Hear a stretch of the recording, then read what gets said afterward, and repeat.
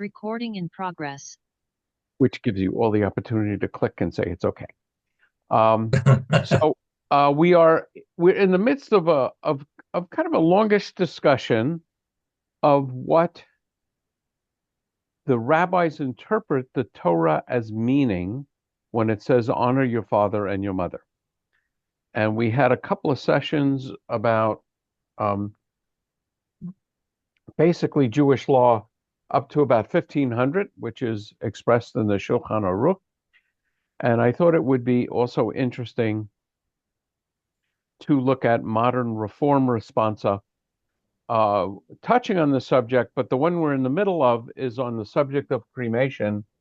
And I think it is as interesting as for its discussion of the subject of cremation as it is for the discussion of the question of honoring your parents.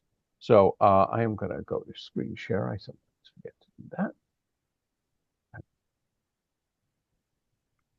Okay. And it's so weird how sometimes this. Okay.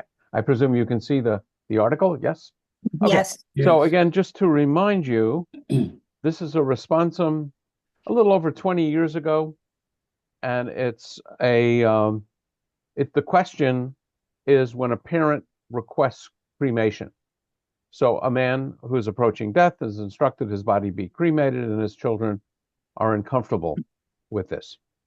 Um, so the um, so the interesting question is always when two sort of Jewish imperatives or commandments. Hang on, let me get rid of this. When two Jewish commandments conflict with each other. The commandment to honor the request of your father, in this case, and the discomfort about what Judaism teaches on the subject of cremation. And we read about a page and a half of this response, and it's actually a little bit on the long side, but I do think it's interesting because although I would say many of us just kind of grew up thinking that cremation was a horrible thing, that it's against Jewish law, and as it turns out, it's much more nuanced than than um, than sort of a simple-minded explanation. So, and as we saw, and I think even what we're going to read is going to rehash some of this, in the early Reform rulings on the subject of cremation, by and large, cremation was lumped into a category of things that are sort of outmoded ritual issues that we Reform Jews don't have to worry about anymore. And then, as we'll see, what the author of the Responsum is going to talk about is that over time, Reform Jews have become more accepting of ritual Jewish issues, and cremation, or the discomfort with cremation, is one of those things where the Reform attitude is changing. So that's the reason why the Responsa Committee once again took up this subject. So we read about up to here. There was a whole list of cremation of the literature in the literature of the CCAR, and a bunch of statements that were made, and we finished with those statements. So would someone like to read right here, beginning with the record of these statements? Well, I'll take it if nobody wants it. Okay, thank you, Joanne. All right. The record of these statements suggests a perceptible shift of attitude toward cremation with North American Reform Judaism during recent decades. While our earlier pronouncements accept cremation as permissible or even as entirely proper, the conference since 1979 has pulled back from the affirmative stance. Although acknowledging that the 1892 resolution remains on the books and that Reform Jewish practice permits cremation, our more recent statements call upon rabbis to actively discourage the practice. This negative position is based upon two threads of argument: that burial is the normative traditional Jewish practice, and that after the Holocaust, cremation has become associated with one of the darkest periods in Jewish and human history. Yeah, so I'll just make a few minor comments. One is the reference to North American Reform Judaism. So the organization that I'm a member of is the Central Conference of American Rabbis. And that really refers to North American rabbis, the United States and Canada. I don't think CCAR has any members in Central or South America, and there's not a lot of Reform congregations. I think there's clearly a national organization I know that Alan is very familiar with, which is the World Union for Progressive Judaism. But the conference that's making these pronouncements is really referring to North American Judaism, and sometimes it's appropriate to point out that the practice around the world and in Israel is different than what we find in North America. Sorry, Alan, if I stole your thunder on that one, but you're muted, so unmute and. No, I just would add, because I would have said what you just said, is that in Israel there is a counterpart called Maram. I don't remember what it stands for, but in Hebrew, and it is exactly the same function of the CCAR for the 130, if they're all members, the 130 Israeli rabbis.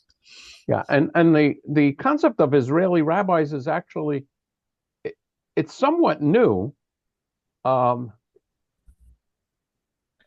Particularly Israeli rabbis that really aren't American rabbis, because for many years in Israel there were few Reform congregations, but the rabbis for those congregations were from the U.S. and maybe Canada. There's still there's some of those, yes, of course. Yes, yeah. But now I don't remember how long ago, but my guess is it's like maybe 30 years ago or not more, the Hebrew Union College in Israel started a rabbinical program for Israeli rabbis, which is certainly a separate program than the one for English-speaking rabbis. Obviously, our classes were, for the most part, I would say the vast majority of our classes were in English, although we had one or two classes. I had a Midrash class that was taught pretty much entirely in Hebrew, which was a challenge for some of us. That's why they call it Year in Israel. That's one of the main reasons for the Year in Israel, is to become more fluent in Hebrew. But it's one thing to say it; it's another thing to actually be fluent. But anyway, so I just wanted to mention that. Les. I'm going to assume that we assume every human being has a soul. And having said that, my question is, do the rabbis who believe that cremation is not right and burial is proper, do they think that the people that are buried, their souls go somewhere else, that the cremated person's Let me put soul it this way. doesn't go? I've never heard that suggestion. The issue. So once again, it's. I'm very glad you asked the question, because Judaism, particularly in these kinds of decisions, are really not focused on what you believe about things that are sort of, I would argue, would be unverifiable. I mean, we can't actually know what happens to the soul. We can't actually determine whether there is a soul or not. Judaism certainly holds that there is a soul. The issue, as I think we saw last week, and we'll probably see a little more discussion of this, is in the Torah, it clearly says that people should be buried, and in fact, buried within 24 hours. So one question is cremation burial? So does it violate Jewish law by not being burial? That's a question. The other question, which we saw discussed, is it nivul? Is it sort of a highly disrespectful to the body? You're supposed to treat a body with great respect after someone dies. There's a ritual washing. There's very much care. You don't do embalming. You don't do autopsies under Jewish law. So the body is supposed to be treated with great care. So the question is cremation a disrespectful treatment of the body? But these decisions aren't going to get anywhere close to the question of, does something happen differently to the soul of someone who is cremated than a more traditional burial? I think in the world of Jewish mysticism, you may find discussions of that. I can remember, sort of knocking heads with Chabad rabbis who were very much immersed in Kabbalah and Jewish mysticism, sort of arguing that cremation was detrimental to a person's soul. Right. But that is not a normative. It's certainly not a Reform issue, and I don't even think it's a normative Jewish issue, because we don't know what happens to the soul, and so we can't make a definitive statement on that.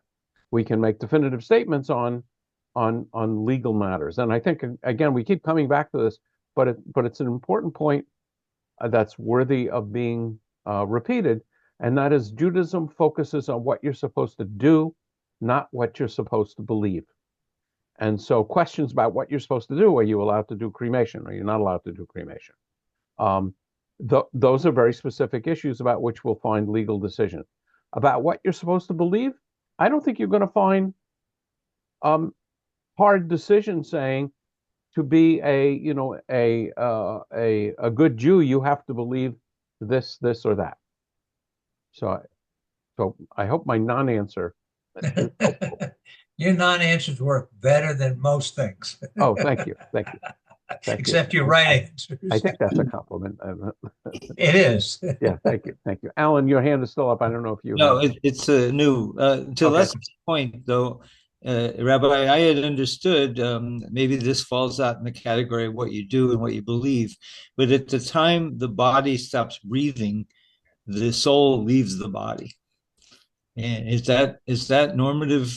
So I would say that is normative Kabbalistic interpretation. Okay. Of the journey of the soul, which allows, in my interpret, going back to Leslie's question, which was that then the soul is not negatively affected. I'm glad you mentioned that, because I was thinking about that as Les was answering the question. So in at least sort of this simple-minded way, if the soul leaves the body at the moment of death, then presumably it's not affected by cremation. But there's also teachings, and I would say, again, this is in the realm of Kabbalah, that the soul travels back and forth during Shiva from the grave to the home, from the grave to the home, really? And so on.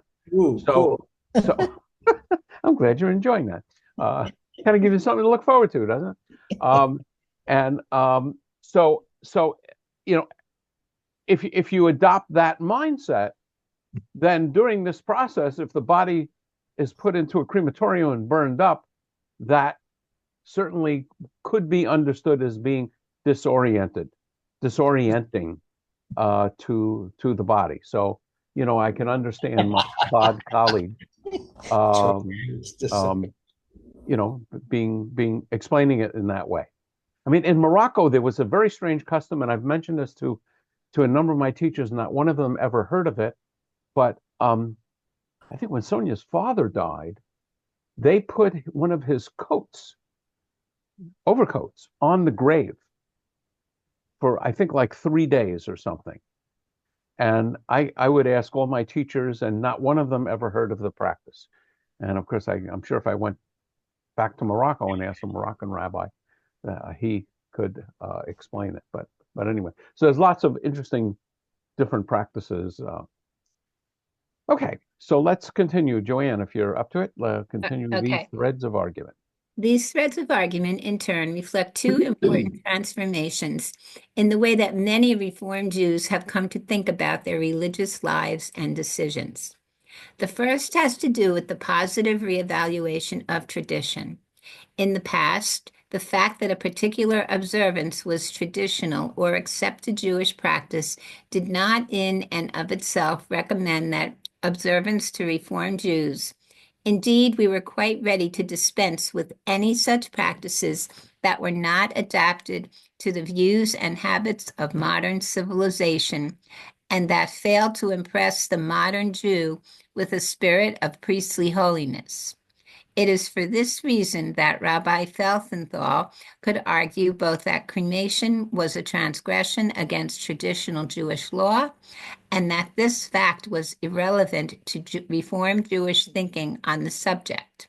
And that citation, number 24, is from the Pittsburgh Platform of 1885, which I don't remember if we studied it on Monday nights or Wednesday nights. But yeah, when you read that first platform, I would say there was an active sense in that early platform to discourage traditional observance that don't speak to modern sensibilities. So, as many of you know, in what sometimes was called classical Reform Judaism, there was they would dispense with wearing kippot, with yarmulkes, with wearing a talit. The rabbis would wear robes, which was a constant, which was a conscious attempt to mimic Protestant clergy practice, and it was a way of sort of updating, and you could, I guess, argue Americanizing, really updating, because it was in Germany initially, Jewish practice. So what we now find, and I think we're all aware of it, and you need look no lower than the top of my head to be aware of it, that many Reform Jews, Reform rabbis, and Reform Jews in general are coming back and welcoming traditional practice, even though it may not be the practice of the community at large. So, wearing a talit, wearing a yarmulke, putting mezuzah on the door, I always point out circumcision, are normative Reform practice, even though they wouldn't have been, 125 years ago or so. So let's go to reference the Shulchan Aruch, Joseph Caro's code. Joseph Caro's code is of no obligatory authority to you. The Talmud is of no obligatory authority to you. Even the laws of the Bible as such are of no obligatory authority to you. Shall we, for the sake of the living, inquire of the dead? Shall we, for the sake of the living, open the old folios and submit to what they have said hundreds of years ago under quite different conditions of life? Shall we learn there whether or not cremation is in accord with the spirit of Judaism? Yeah, so I would say this is, this is the spirit of early Reform Judaism, and very much a dispensing of a lot of traditional Jewish practice. Rabbi Felsenthal's words remain an eloquent expression of a central article of Reformed Jewish faith. To this day, we affirm our right to define the spirit of Judaism and to abandon, alter, or replace old practices that we no longer find religiously meaningful. In this view, we cannot declare to Reform Jews that cremation ought to be forbidden solely because it runs counter to the halakha or to the customs of our ancestors. In recent decades, however, a new attitude has taken hold within our community. We have described it as follows. I'm going to move up a little bit. Okay. Many of us have reclaimed ritual observances abandoned by previous generations of Reformed Jews, from the generous use of Hebrew in the liturgy to the wearing of kippah, talit, and tefillin, to the dietary laws, kashrut, to the ceremonies surrounding marriage and conversion. These examples and more could be cited, testify that our approach to traditional ritual practice differs significantly from that of our predecessors. This difference stems, no doubt, from the divergent religious agenda that we have set for ourselves. If our predecessors regarded their acculturation into the surrounding society as a predominant objective, we who benefit from the social and political gains that they achieved are more concerned with taking active measures to preserve our distinctive Jewishness. Thus, where they may have viewed many ritual observances as barriers to social integration and as obstruction to modern spiritual elevation, we may find them an appropriate and desirable expression of our Jewish consciousness. Yeah, I think this is, a very important point. And, if you reflect on the attitudes, if you're aware of them, of your parents or grandparents, my parents were first generation Jews. My grandparents were immigrants, but both my parents were born here. I would say in their generation, there was this sort of sense you can be Jewish in the house, but be American outside the house, and don't go out of your way to sort of be very publicly Jewish. And the goal was to join into the majority culture. And I would say certainly in my generation and my kids' generation, it's changed dramatically. That generally speaking, I think people are proud of their cultural identities. Yes, we are. Yeah. And I would say many Jews I know that think about this deeply are very proud of their Jewish heritage and don't want to keep it very private or not celebrate it. And so there's certainly a resurgence. This decision is like 20 years ago, a resurgence in being attached to ritual observance. And I often say, and I don't think this is official anywhere, but I say it all the time, and I've run it by many of my teachers, that as a Reformed Jew, the ethical laws, the laws that relate to how we treat one another, I would say animals and the environment, those ethical Jewish laws are binding upon Jews. The ritual laws, do I wear a yarmulke? Do I pray 3 times a day? Do I keep kosher? Am I concerned about cremation, as in this case? Are really between me and God. But what we certainly see in the Reformed legal world is that I would say the attitude today is, unless there's a specific reason to disconnect from ritual observance, there is a very much an openness to embrace ritual observance. Right. And you won't find Reform rabbis ruling against ritual observance.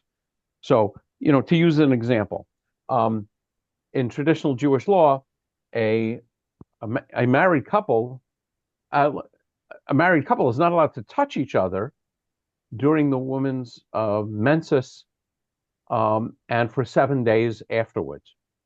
I don't know any Reform Jew that continues that practice, and I'm pretty sure that practice has also been largely discontinued in the conservative Jewish world.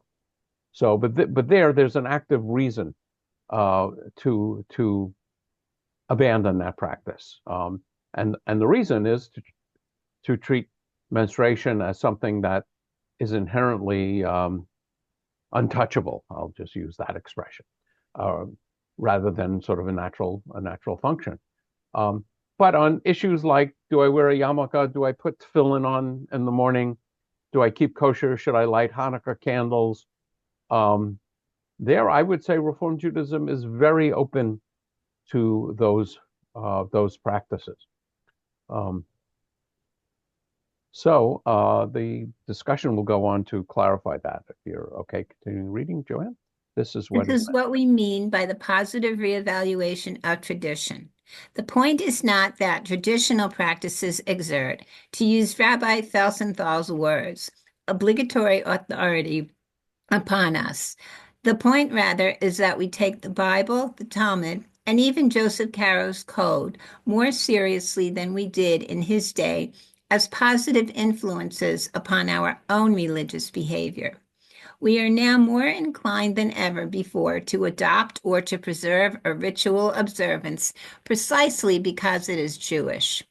We are more likely to regard a practice's traditional pedigree as a reason for maintaining it, especially when there are no compelling moral or aesthetic arguments against the practice. We are therefore today more likely, though not obligated, to oppose cremation on the grounds that burial is a mitzvah, the normative Jewish way of disposing of human remains. We might, in a similar way, explain our differences over whether cremation constitutes an act of nivul hamet, Yeah, contemptible. so let me just pronounce it in a Hebrew way. Nivul hamet.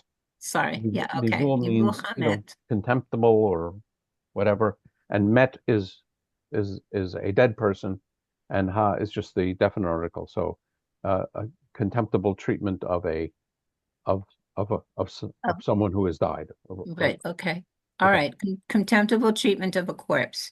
A Reformed Jew is certainly entitled to define this term in a way that is adapted to the views and habits of modern civilization. Cremation is widely accepted in Western culture as an honorable way of treating human remains. We are therefore under no obligation to regard it as an act of nivul chamet solely because some rabbinic texts portray it as such. Yet to say that we are not obligated to adopt the traditional definition does not entail that we are forbidden to do so. It is true that concepts such as honor and disgrace do not admit of objective definition. All this means, however, is that such terms can only be defined from within a particular social context. To reach these definitions, we must choose to work within a particular culture set of values and affirmations. The particular culture, that is Jewish tradition, declares the burning of the corpse to be an act of nivul or bizayon. A Reformed Jew today who finds special and satisfying meaning in the values and affirmations of Jewish tradition is thus entitled, though again not obligated, to adopt this definition precisely because it flows from the religious and cultural heritage of our people. As you were reading, Joanne, I was thinking about how I think this is more true in the Western United States than in the East. People will dress far more casually in synagogue than certainly when I grew up. And again, it's the standard of the culture. Ultimately, a synagogue is going to set some standards, and I think I may have mentioned it in one of these classes that this happens time and time again. But it's the cultural standard that continues to change and evolve. Let me see.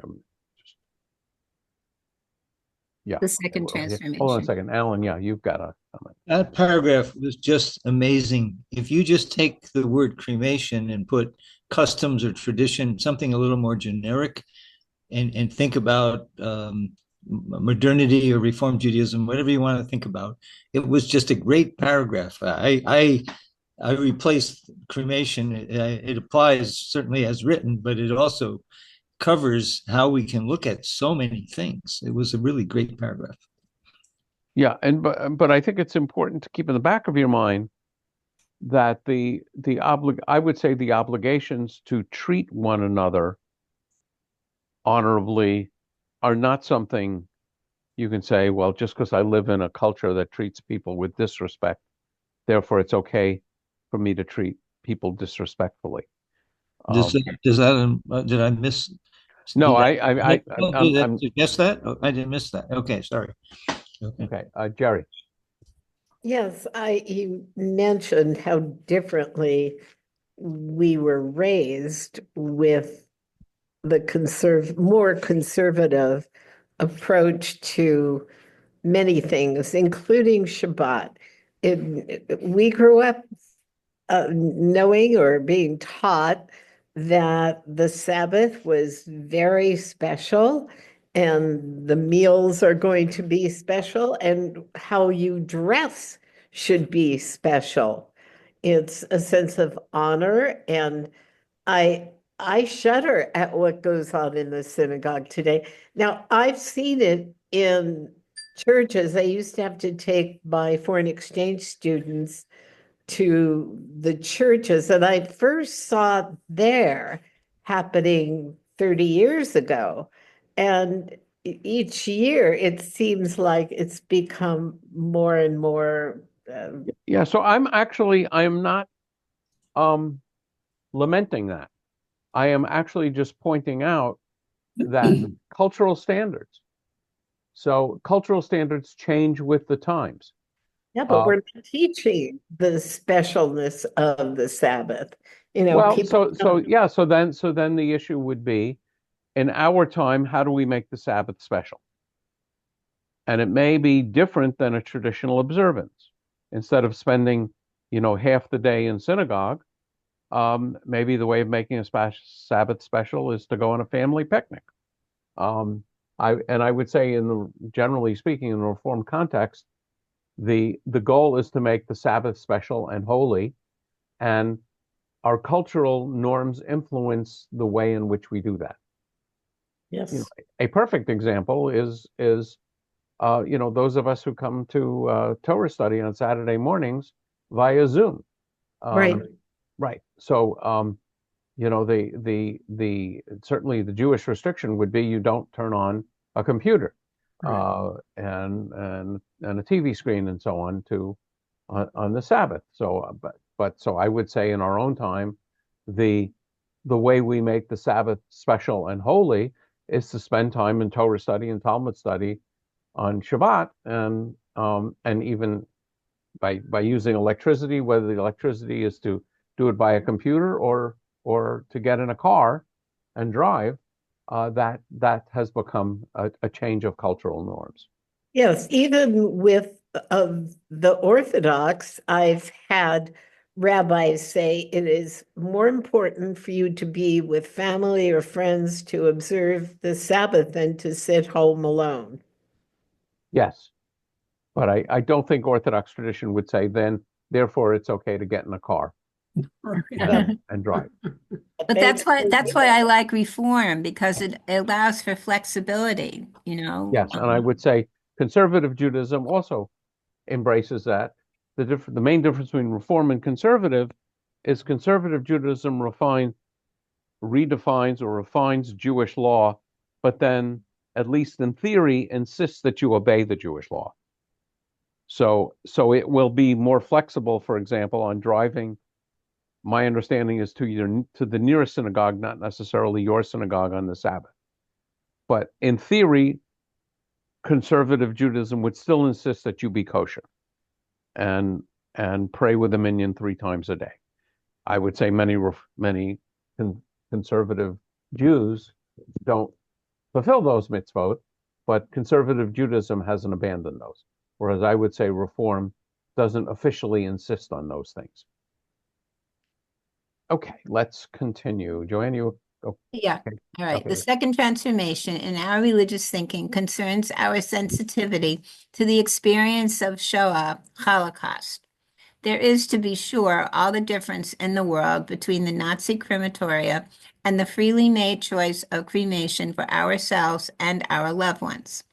We should moreover be wary of invoking the memory of the Shoah as a facile justification for decisions concerning religious practice, 27. Yet for all that, the Jewish world is a different place now, after Auschwitz, than it was before.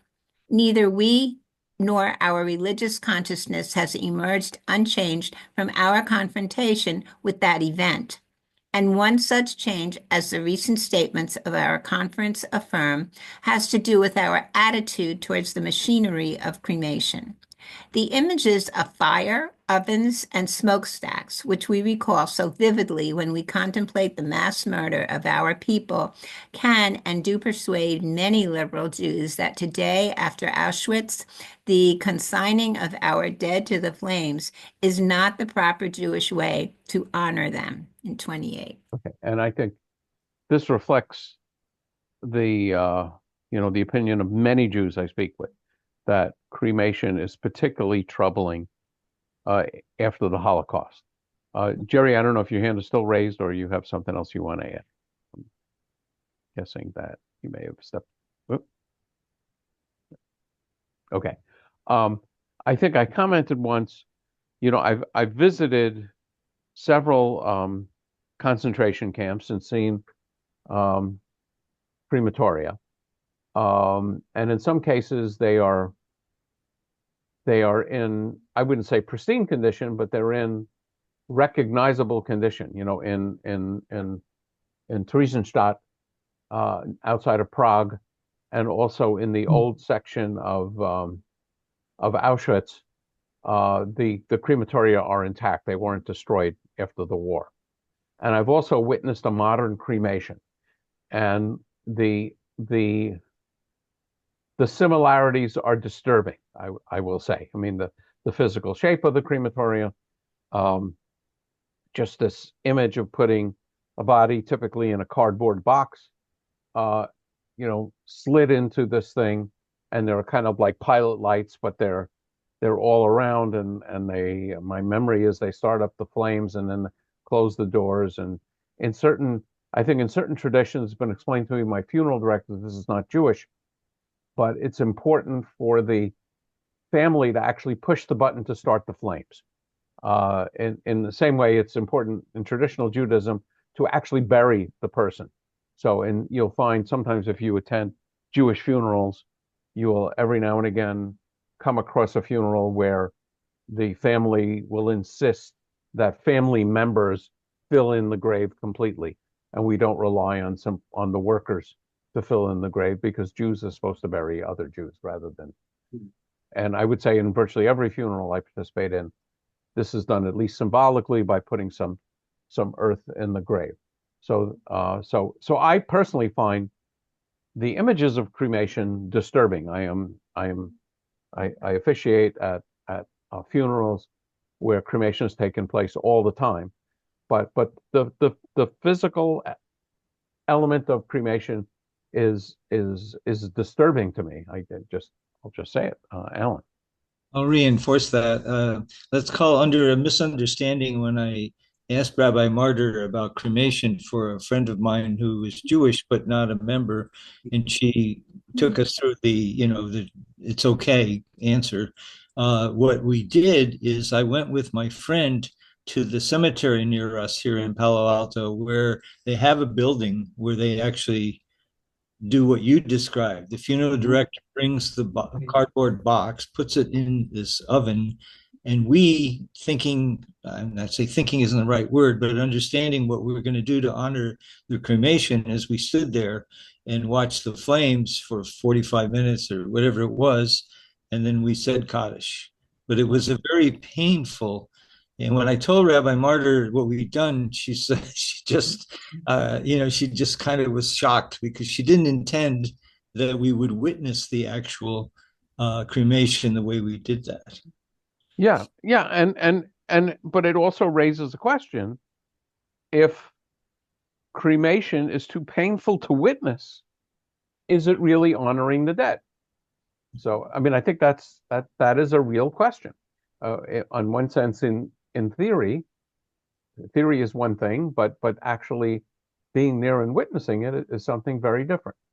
I don't recommend it for anybody who's thinking. Yeah, it is upsetting. And I would say in most cases, I guess I don't interview people when they've had a loved one cremated, but in most cases where there's been a cremation, you'll say goodbye to someone in a funeral home and then come back the next day or something and pick up an urn with the cremains, as I've described it. But you don't stand there. And my impression is it's not just 40 minutes. My impression is the complete process is several hours. Did you get the sense that it was done in 40 It wasn't minutes? that long, but it isn't. We didn't actually wait to have the ashes get removed. So I know it wasn't 3 hours. I just don't know Right. how much was. Also, by the way, you never see anything, because as soon as the box is put in, the flames on, you don't see anything. Yeah, my recollection is there's a tiny little hole. Yeah, So but you can see it's clear that there's a lot of flames going on. that's all you're seeing. You Yes. don't even see the cardboard, and you certainly don't see the body. Right. I don't remember seeing the body. Yeah. Right. Jerry, and then Well, yeah, I just want to add that burial is pretty painful experience to witness as well. But what I think people are making the decision for cremation is the cost. It's a lot cheaper, and that's why I think many of our people got lost in that. Well, we'll save money, Yeah, but my guess is for many of those people who recognize that this cost is an issue, that they probably don't have a deep aversion to cremation in the first place. It's hard for me to think about someone who would be horribly opposed to cremation, but still go to it to save money. But clearly, if you don't have the money, you may not have a choice. I mean, I do know that many Jewish charities, including Chabad and some of the local federations, will go out of their way to make a standard burial affordable, where the alternative is cremation. I've actually worked with families on that, and one of the modest things I can do is waive my fee. But I know cemeteries will try and work with families for whom cremation is very painful. First lesson, and now go ahead. Yeah, you were saying, or you said that burial for some Jews is honoring the dead. Well, and we had this discussion before, where if the father wants to be cremated and the children don't want that, they're not honoring. I don't see how they're honoring the dead if they don't do what the person while he's alive, like I've expressed, I want to be cremated. If my children were to turn around and bury me, they would be dishonoring me up one side and down the other.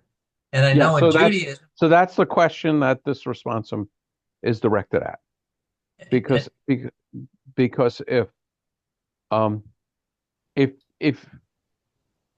you believe that cremation is inherently disrespectful, then you've got a real serious issue. Which do I obey? The wishes of my parent, or a practice that I find disrespectful? So that's the essence of what this discussion is, and they're going to actually come to an answer.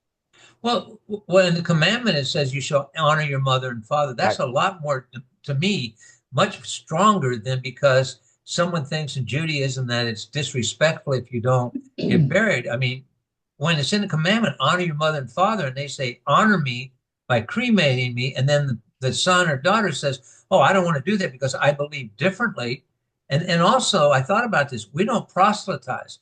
That person, if I want to be cremated and I have an Orthodox Jew who decides I should be buried, he's proselytizing. He's taking my choice of the way I believe in Judaism away from me and putting it in his hand. So let me make it very clear. We don't proselytize in the sense that we don't actively seek non-Jews to become Jewish. I understand that. That's but Jewish tradition actively proselytizes in teaching that one should obey Jewish law and tradition. And that, I would say, is the main function of Chabad, is to try and get Jews to be more observant about things like lighting Shabbat candles, keeping kosher, putting on tefillin. And that's very active and very conscious. And with a very good reason, that because every time a Jew does a mitzvah in this Kabbalistic thought, a little bit of the universe is healed. So Judaism very much proselytizes the issue of obedience to Jewish law. And so now the question is, in this particular case, you have two issues that are at odds. And so how does Reform Judaism address this? But wouldn't a commandment take precedent over? I would say a rabbinic commandment would take precedent over a Torah commandment takes precedent over a rabbinic commandment or a tradition. But the issue is,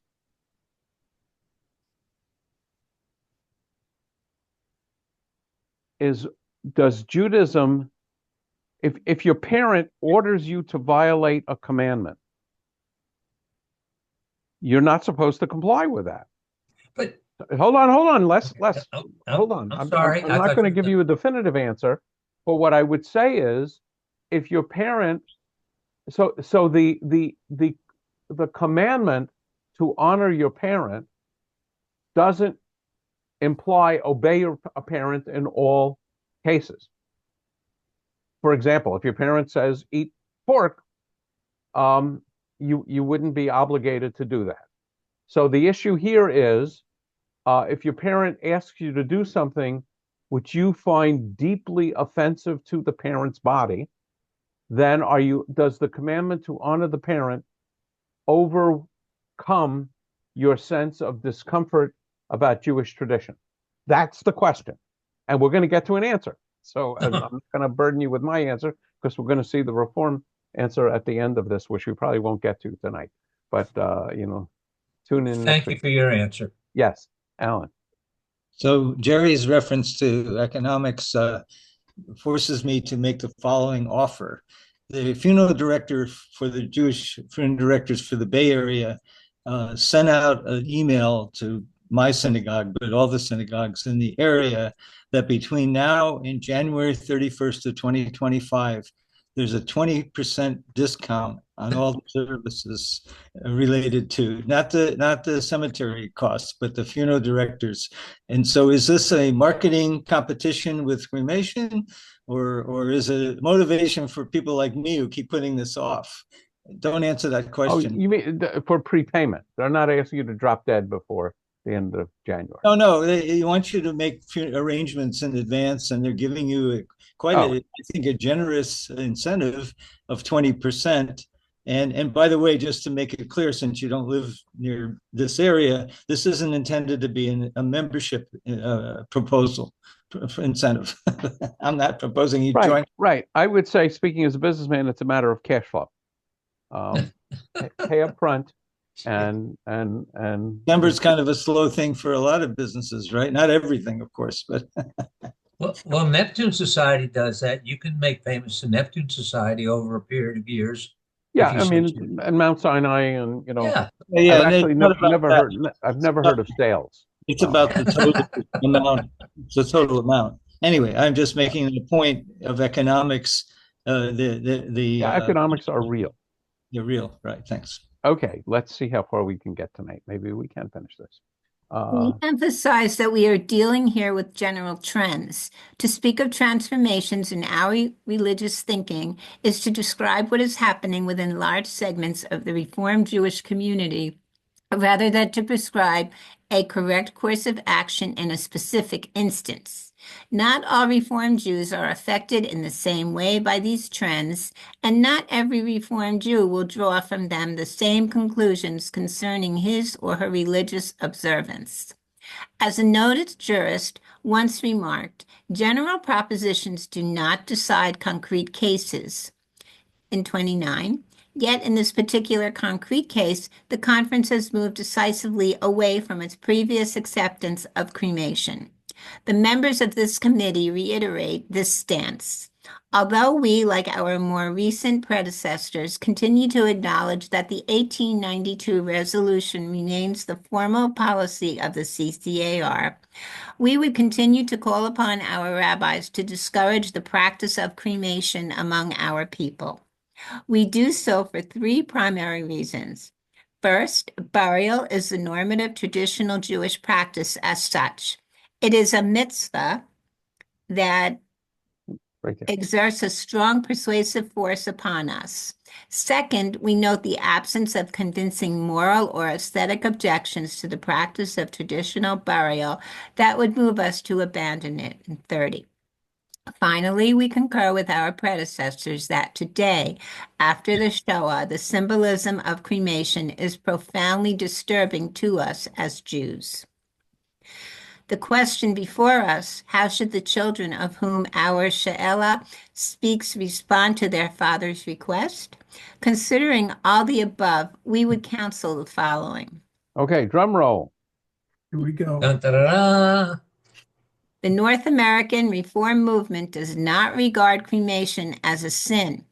The 1892 resolution of the CCAR calls upon rabbis to officiate at cremation services, and despite our reservations concerning cremation, we hold that the procedure does not contravene the law. Therefore, the children are not forbidden to honor this request, and they may arrange for cremation in response to the mitzvah to honor our parents and to the dictum that we should seek to fulfill the wishes of the deceased. Nonetheless, the children are not obligated to honor their father's request. The CCAR discourages the choice of cremation. It supports the choice of traditional burial, and Reform thought today recognizes the right of our people to adopt traditional standards of religious practice that previous generations of Reform Jews may have abandoned. The commandment to honor one's parents does not apply in such a case, for a parent is not entitled to compel his or her children to violate their sincerely held Judaic religious principles in 31. Thus, when a Reformed Jew has serious and substantive religious objectives to cremation, he or she may refuse a loved one's request for it. I'm just going to jump down and take a look at that footnote on 31. Yeah, so that's actually the next responsum we're going to read, which is when a parent instructs a child not to say Kaddish. It's another very interesting Wow. one. Let's Okay. see. I don't know. So I think it Yeah, I was think we're C, in by number C, traditional yeah. burial. Okay. All right. By traditional burial, we do not mean to endorse many of the practices that, although associated with the burial in the public mind, would be deemed as excessive or inappropriate by many of us. Among these are such elaborate and unnecessary steps as embalming, expensive caskets, and the like. Jewish tradition emphasizes simplicity and modesty in burial practices. Individuals should not feel driven to choose cremation in order to avoid the expense and elaborate display that all too often accompany contemporary burial. And I'll just say a word about that. Actually, first, let me call on Les. A question for you. I'm thinking we're always talking about Reform Judaism and how we are changing things and questioning things. In ultra orthodoxy or anything, do they stay pretty much the same all the time, or are they struggling with these things also? I would say traditional Judaism has always struggled and changed their approach to issues. Usually, but the main difference is what I would say is in traditional Judaism, once a Jewish law is made, it is not changed. Where the issue arises is when you have new facts and new, I'll just say, technologies.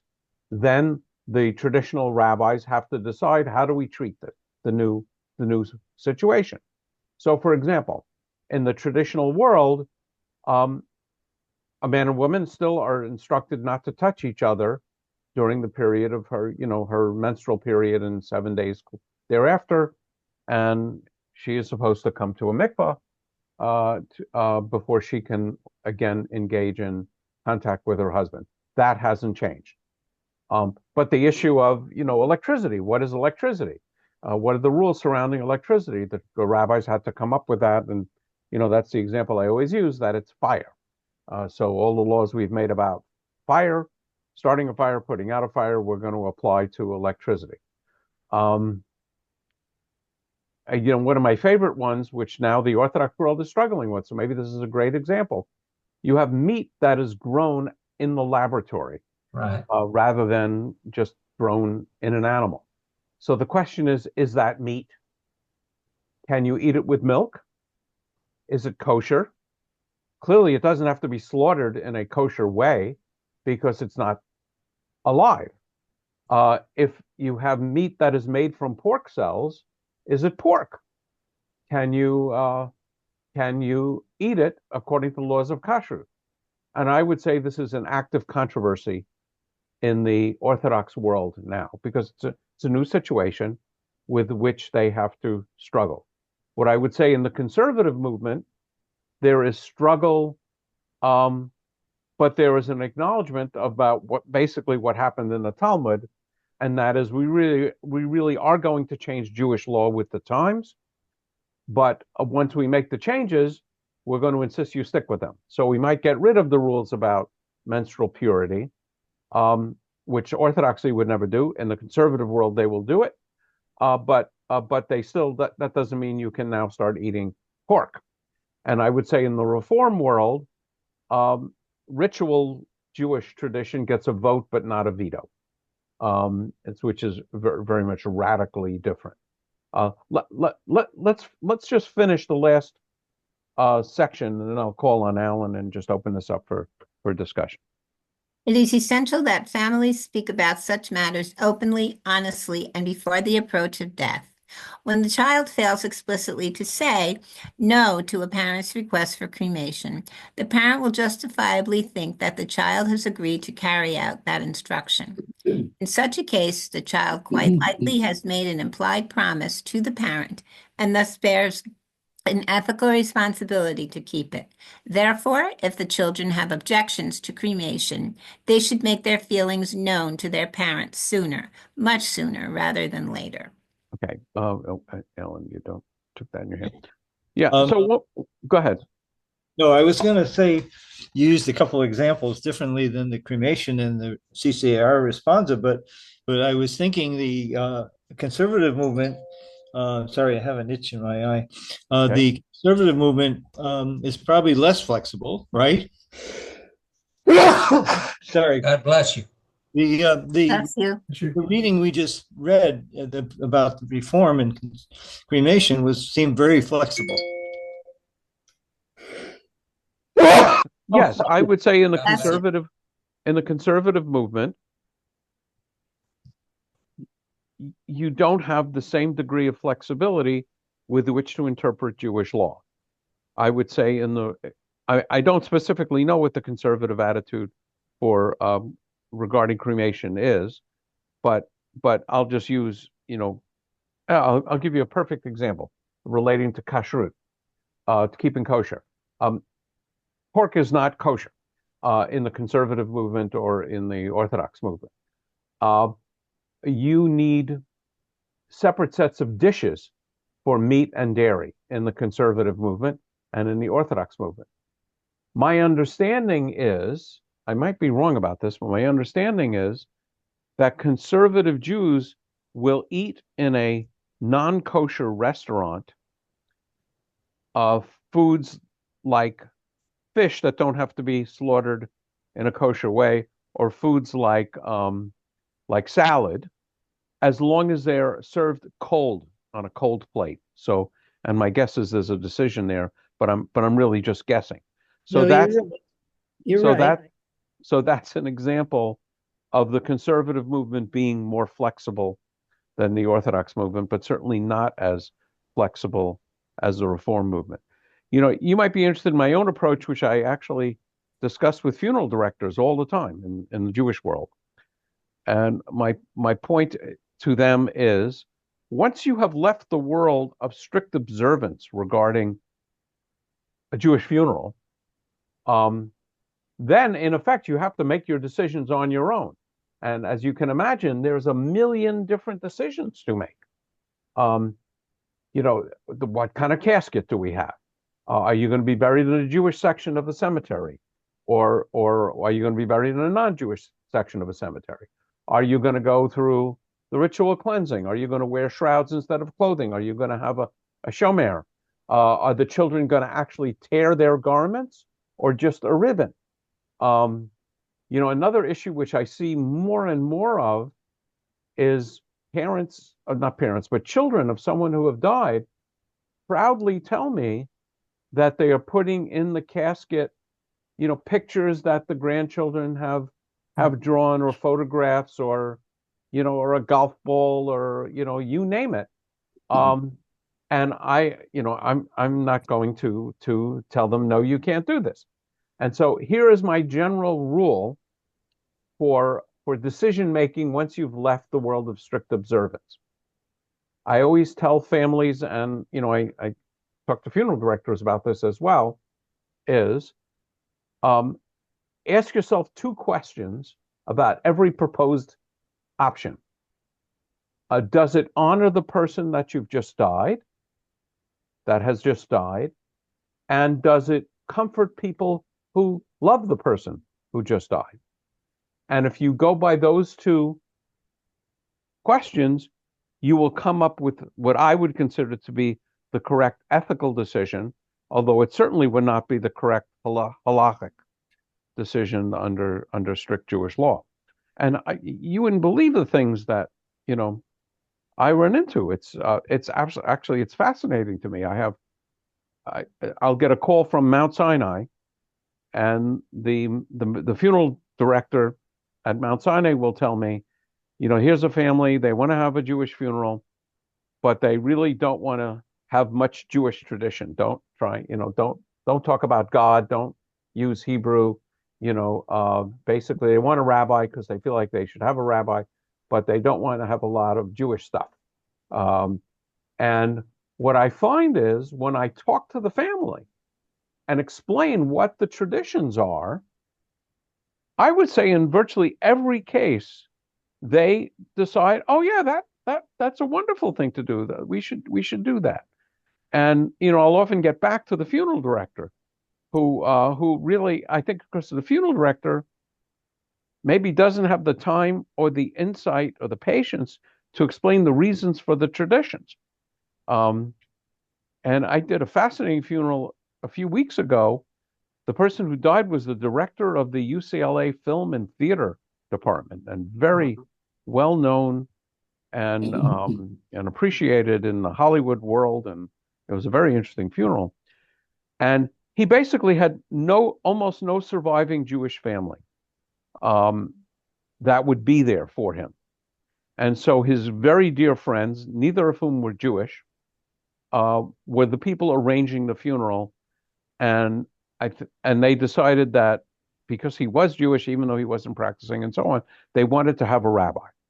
And so I spent a fair amount of time with these two very dear friends, sort of explaining and asking, what are the options and what would you like me to do? And I've never had as beautiful a thank you letter as I got from these people. Maybe that's because one of them was a professional screenwriter, so he was actually quite a good writer. But it was very gratifying because very few people there were Jewish. There were some people there who were Jewish, and there were a lot of people there. 150, 200 people. For me, it's a fascinating journey working with people to try and decide what practices honor the person and comfort people who love the person. Joanne. So I think it might be hard for some people to follow the halakha. And so I think a lot of it sometimes gets down to personal choice, which was, I think, what you were speaking about. I mean, I think it clearly gets down to personal choice. But when you say hard, not I hard, think they don't know what the choice is, what the halakha teaches. Right. For example, choice of a casket is going to be much less expensive with a traditional casket than a fancy schmancy casket. Yeah. Yeah. Yeah. Alan. I think in addition to what Joanne said, I think some of your stories relate to people who are not informed and they have a negative opinion about Judaism.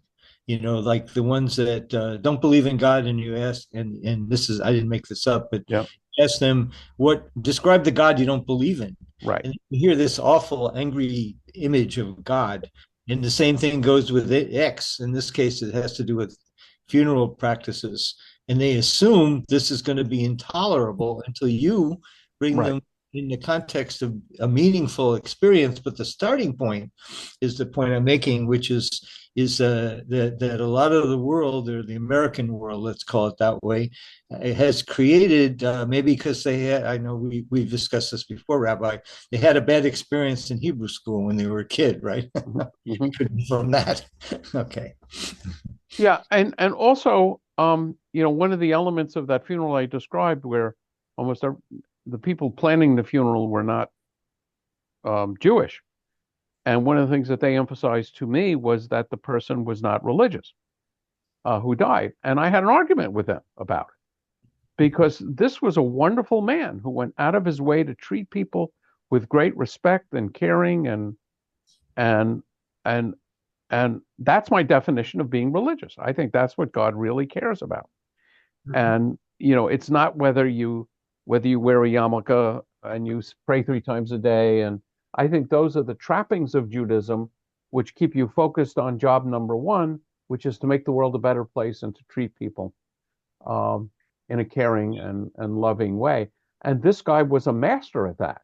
So I think even people that spoke at his funeral kind of got a chuckle out of the argument that we had, which of course I also mentioned in my eulogy for this guy, about whether I thought he was religious. I thought he was very religious, but completely not observant, which is a distinction that I often make. I don't think being observant is a bad thing, but certainly as a Reformed Jew, I hold it with much less priority than being ethical and treating people as though they're created in the image of God and caring for people and. So anyway, that's my definition of being religious. And I have fun arguing with people about whether they are religious or not. Where I'm arguing that they are religious and they're arguing that they're not religious, which is the absolute reverse of what they would expect to hear from the rabbi. I get into that myself. I'm defined as religious because I go to shul once a week. Mm-hmm. And then I try to explain how that isn't relevant very much to me. Okay, so we did get through this responsum. We will the next responsum, which we'll read next week, which is when a parent instructs a child not to say Kaddish. And that actually you might think it's going to be similar to this, but it gets into a whole area which I find fascinating, which is whether Kaddish, I'll just tease you with this. Does saying Kaddish, is that something that helps the person who died, or is that something that helps the family who lives? Turns out that's a critical issue upon which this decision will be made. So with that enticement, I will bid you all a good evening. Are we having a meeting Wednesday night? We are having a discussion Wednesday. Very different subject. There's a fascinating article about what happened with Lot and his daughters. Oh, yeah, that's right. So as just a teaser. Oh, Toldot, right? Yes, as just a teaser, apparently Lot, the simple discussion is that Lot's daughters apparently believe that they, with their father, may be the last people alive on earth. So they get their father drunk in order that they will have children with him, so that the earth won't be at the end of children. And they name their children wonderful names. Moab, which means from daddy. Av is father, right? And the prefix mem is from. So from daddy, isn't that a great name for your child that you've just had with How your many father? children did they have? Each of the daughters have one child. Oh, just one child each. So the article discusses it in its historical context, which is interesting, and then goes on with what I would call a modern midrash, which tells the story completely differently. And I just found it fascinating. So I hope you'll find it interesting as well. So that's going to be this Wednesday. We will get into that. And next week we'll continue this responsum on honoring a parent in mourning practices. I have a question. Yeah. When I started sneezing and people, said, bless you, Yeah. and then I went on mute. So what's the modern Jewish practice when you see somebody sneezing, but they're on mute? I have no idea. You say it anyway. Yes. You might have been on mute, but you can still hear us. Right. It doesn't matter. Mute God means you hears can't talk. Yeah. You'll have to lip read, Alan. That's all. Yeah. So to me, a more equally interesting question is, in different languages, what is the response to someone sneezing? So in English, of course, we say God bless you, and in Hebrew it's labrayut, which means to health. I think Gesundheit also means to That's health. right. And I don't know if any of you are familiar with other language. Salud. No, I don't know if salud is. No. That's a drinking. That's a drinking. That's when you're drinking. Yeah. So I don't know if any of you are familiar with the other language responses to sneezing, but it is interesting, in English at least, that we invoke blessings to someone with their as a response to sneezing. So my guess is there's sort of a deep sense that there's something wrong with your health and you need God's blessing. No, what I've Well, read your is heart's supposed to skip a beat each time you sneeze, supposedly. there's a I don't know sense if that's fact or not. when you sneeze, this is maybe a custom, not a scientific biological, that you stop, your life has stopped temporarily. Your heart skips a beat, supposedly. That Yeah, kind of. I've never heard either of those things. The only Are thing, you serious? Oh, really? yes, You can the only lose thing I your can say soul. authoritatively Yeah. is that it is impossible to keep your eyes open when you sneeze, Oh. which probably keeps the droplets from entering your eyes. But I've never heard that your heart skips a beat. Gosh, And- I've heard that all my life. Don't know if it's true or not. And That's why and the idea that you die, Mine would, because I have AFib.